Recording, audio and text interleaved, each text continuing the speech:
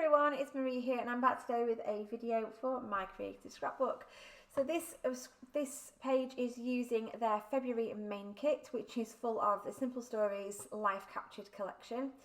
For this layout, I am documenting some pictures of my husband and my son. I was there as well, but my husband and my son at a pottery workshop where they got to throw some pots and they then got to do some modelling with some pots as well. And my son ended up making 3 little pumpkins. It was in October. He had a whale of a time. It was so much fun. And you'll even see on my desk one of the pots that I made in the you can see it at the top right hand corner there, one of the pots that I made during the workshop.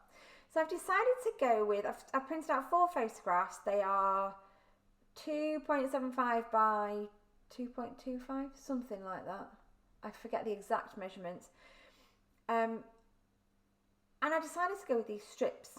So my plan was to have like a rainbow of strips. Now, in typical Marie fashion, I struggle with more than sort of 2 or 3 colours on a page. I do prefer to keep things all matching. It's just the way I like to scrap. So what I end up doing is cutting another one in the green, in that look. Oh, that's a beautiful colour, that one.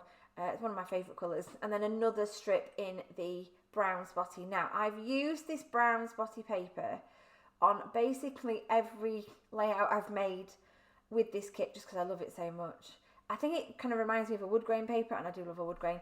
So I'm ending up having to piece these 2 bits together here to make another strip, but that's fine because what I can do is cover the join over with the photograph, so it's all good. So I'm going to go with these. I was going to put them in the middle, then I decided to align them just slightly over to the right, and I prefer the way that looks. And then I'm going to start playing with ephemera and piecing things together. This is one of those layouts that kind of evolves as it goes along. So there was, although I had the idea to do the strips of paper, I didn't really know what else I was going to do. So it kind of just goes along as it goes along. And I keep changing my mind and eventually land on a layout that I'm really happy with. I loved that little banner, so I fussy cut it and then decided it was too big and it didn't work. So that's gone back in the pot to use another day. Now what I'm doing is picking out the bits of ephemera that match the bits that are the right colour, the bits that kind of fit with what we're doing. So there's a ruler there, there's a pot of pens, there's some scissors, there's some ink. Now I realise we're doing pottery, but the collection doesn't have any specific pottery ephemera, so I kind of went with sort of stationery type things that would work. I've decided to back the photographs on alternating colours. So on the green strip, I'm going to back the photograph in the brown spotty, and on the brown spotty, I'm going to back the photograph in the green. Again, it just kind of keeps everything, I don't want to say mashed together, that's the wrong word. It keeps everything kind of matching and cohesive and coherent with everything on the page. So I'm just going to quickly back the last couple of these. A bit hampered, ended up with a massive plaster on my finger because I decided to try and distress the edge of a paper and gave myself the biggest cardstock cut. I can't call it a paper cut, it's huge. So it's a cardstock cut. And it decided to puther all over my page. I'm quite lucky I didn't end up making a mess of one of my scrapbook pages. So yeah, just going to decide now what I'm going to do with my photographs, because I couldn't decide to start with whether they were going to be in a straight line or whether they're going to be kind of all offset from each other. In the end, I decided to offset them. But before I do that, I'm going to distress the edges of these strips. I'm going to stick them, I do contemplate having the strips all wonky as well, but in the end, I do go with having those completely straight on the page. Just trying to fasten this on now so I get the right size strip. Extra little bits of tape. So I'm just putting double-sided sticky down the middle of these strips, and like I say, distressing the edges, because what I'm going to do, I'm going to do this off camera because you don't want to sit and I can't really get my sewing machine in my camera shot, it would be a bit tricky, is I'm going to sew all the way around the edge of each of the strips. That will allow me then to distress those edges further and fold a few of them up. So I'm going to be really careful now because I've decided these are going to be in a straight line. So the first one, positioning, is not a problem. Peel that backing off. The second one, again, not too much of an issue. So that one just goes straight on. I only ever peel the smallest amount of tape off first and then peel the rest of it out, the backing, sorry, off the tape first, and then peel the rest of it out when I'm happy with the position, because it's easier to remove a tiny little bit than it is to try and remove a whole strip of double-sided sticky. So just checking they are reasonably straight. They're going to be distressed anyway, but you would have been able to tell if they were wonky. So I'm going to put some foam now behind my photographs. In real time, at this point, I hadn't decided to sew. I was umming and ahhing as to whether to go around the outside and sew or not. So I was almost ready for sticking things down, and then I was like, oh no, let's do the sewing. So I started putting everything down and then realised, no, I really do want to do the sewing. So I stopped myself, put all the photographs up towards the top, and then go off, do the sewing, and then come back. So you'll see me go off in just a second, and then come back with it all beautifully sewn. The power of video. So there's my tape going on the back. Here we go, we're back. So what I've done is I have sewn all the way, you can't really see it, you can see it in real life, but I've sewn all the way around the edges, and then I've done extra bits of distressing and lifting up those edges and give it that more sort of ruggedy look. So here go my photographs. These are where they're going to be positioned. I have taken the backing off. They're not fully pressed down just yet. Just deciding on the positioning. And then playing with those bits of ephemera. I don't think I've ever played with bits of ephemera quite so much as I do on this particular page. I spend a long time faffing about and deciding what's going to go where and what my titles are going to be. In the end, I do go with the story, I think. I wanted to let the fun begin, but it just felt a little bit too big, so that doesn't actually stay on. Moment stays, that goes on there eventually, when I kind of finally decide what I'm doing. But that comes straight back off again. And I go with the story. Now, I contemplate putting the story below this photograph kind of all together.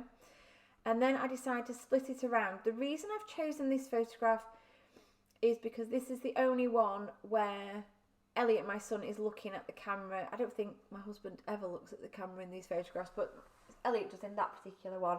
So that's the one I wanted to sort of highlight. So just popping that little gold arrow on there, pointing to one of the other photographs. And then just playing, basically. Lots and lots of playing with the ephemera until I can get it in the position that I'm happy with. And I go through the packing ephemera, I go through the cardstock over and over again. I go through lots of things kind of again and again until I find the things that I'm happy with. But I think that's part of the fun, like finding what works. So I've decided to make more of a big deal out of this particular photograph, and I found this clipboard on one of the 3x4 cut aparts and decided to use that as to really highlight that third photo. So that's going to be the focal point. So yes, there are 4 photographs running across, but I like to highlight one of them. So popping that onto there, and I'm doing the same thing I've done on a couple of other layouts, which is to cut round the clip on the clipboard so that I can clip it over the photograph so it literally looks like the photo is being held by the clipboard. I love that effect. Lots of tape on the back to make sure it's not going to go anywhere, and sticking that photograph back down. That to me now gives a real emphasis to that photograph in the middle. And now I'm just going to start sticking down bits of ephemera and deciding, yep, these things are definitely staying here. I can stick them down now. Now, I'm just about to stick that pencil pot down when I decide, actually, I'm going to have a cluster at the bottom of that strip just to do something a little bit different. And this is where things start taking me a while, because I know it does take me a while to balance it all up. Probably because I'm just a bit of a perfectionist and I wanted it to look in a particular way and I was faffing about, but I was enjoying myself. So I'm now just going to, there we go, that looks better. That's a proper cluster now down at that bottom. I love that globe. It's the right colour, but as I'm looking at it, it's just too big on the page. So that globe doesn't actually stay there and it ends up being taken back off in favour of something else. So I'm just looking at that camera now and wondering whether I can put a camera up there. That cluster now looks too big, and again it looks unbalanced, so that comes back off again. I'm going to put some of the stickers on, some of the word stickers from the bottom of that sticker sheet. So I've got the good life and all the things. And then I've got another one just going on here. Is it real life? I think that goes up above documented just there. Yep, that globe definitely comes back off. It's not the right thing for the page, so that comes off. Then umming and ahhing with that plant pot, and that ends up down there in that bottom corner. I love that beautiful with the butterfly, but again, it's not quite right for the page, so that doesn't go on there in the end. Persevering with a page is definitely worthwhile, and I'm nearly there. I know I'm nearly there. I want something down this left hand edge, and I was contemplating that strip of paper, but it just wasn't quite right.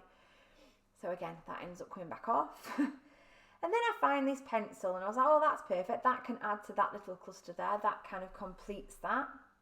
And then if I just move that mug down a little bit and tuck it down at the bottom, that's perfect. Now the mug, granted we are making pottery, we all did have several cups of tea while we were doing it. So it was just, again, it was just another perfect bit of ephemera to have on the page. So just the last few little bits now as I faff about and check that there's nothing else that'll work. I do love that globe, and I keep trying with the globe, but it's just not right. So it doesn't stay on there.